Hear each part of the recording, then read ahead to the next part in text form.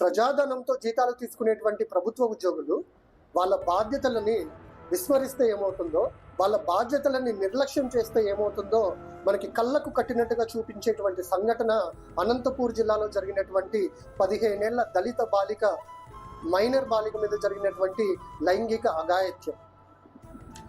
15 సంవత్సరాల ఈ బాలిక మీద దాదాపు 2 సంవత్సరాల నుంచి 14 మంది లైంగిక వేధింపులు చేస్తూ ఉన్నారు. మరి ఒక బాధ్యత కలిగిన ప్రభుత్వ టీచర్గా ఈ పాప చదువుకునేటువంటి స్కూల్ టీచరు ఈ పాప ఎందుకు స్కూల్కి రావడం మానేసింది, చదువు ఎందుకు మానేసింది అని చెప్పి కొంచెం పట్టించుకుని ఉంటే కనుక 2 సంవత్సరాల జరగకుండా మనం కాపాడగలిగే వాళ్ళము. ఈ పాపకు తండ్రి లేడు.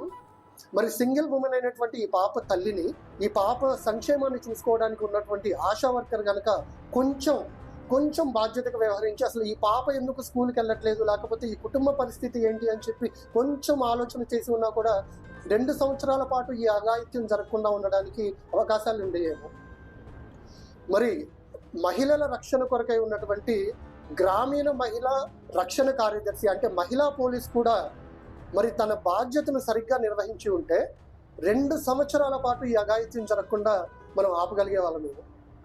అందుకే ప్రభుత్వ ఉద్యోగులందరికీ కూడా నేను చేతులు జోడించి వేడుకుంటా ఉన్నాను. ప్రభుత్వం మీకు ఇచ్చినటువంటి బాధ్యతలు, అది చిన్నదైనా పెద్దదైనా ఏదైనా కానీ మీరు నిర్లక్ష్యం చేయకుండా, విస్మరించకుండా, అంతఃకరణ శుద్ధితో నిజాయితీగా మీ బాధ్యతలు నిర్వహిస్తే గనక ఇలా ఎంతో మంది జీవితాలు లేకపోతే ఎంతో మంది ప్రాణాలు మీరు కాపాడిన వారు అవుతారు, ప్రజల అవసరాలు తీర్చిన వారు అవుతారు. అందుకే ప్రజలందరూ కూడా ఎక్కడైనా ప్రభుత్వ ఉద్యోగంగా వ్యవహరిస్తున్నా వాళ్ళ బాధ్యతలు సరిగ్గా నిర్వహించుకున్నా ఉన్నా కూడా మనం కూడా ఊరుకోకూడదు. మనం గట్టిగా ప్రశ్నించాలి, వారి నిర్లక్ష్యాన్ని మనం ఖండించాలి.